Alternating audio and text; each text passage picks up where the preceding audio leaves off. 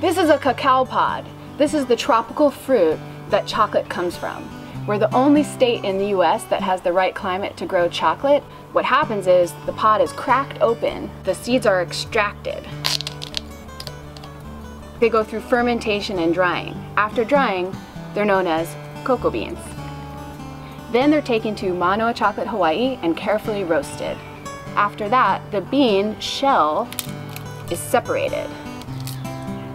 Here I'm doing it by hand, and we end up with two things: cocoa nibs and cacao shells. The nibs are pure chocolate and very healthy.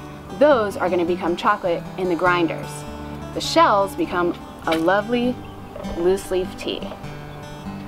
In the Japanese culture, using something of an output from one process for an input into a new process is the term mottainai. It's the concept of zero waste.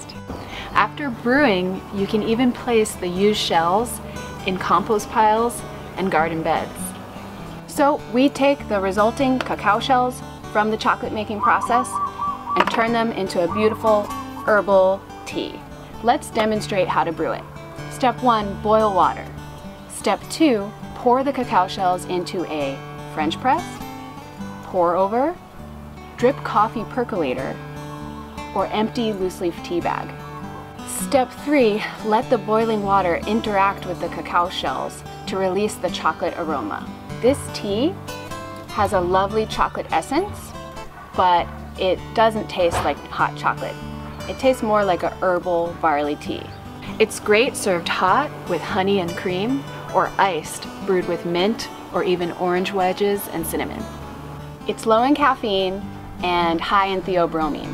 Theobromine is a chemical that's similar to caffeine, but a little different molecularly, and it's well known for lifting the mood, providing focus and clarity, and also making you feel good. Enjoy!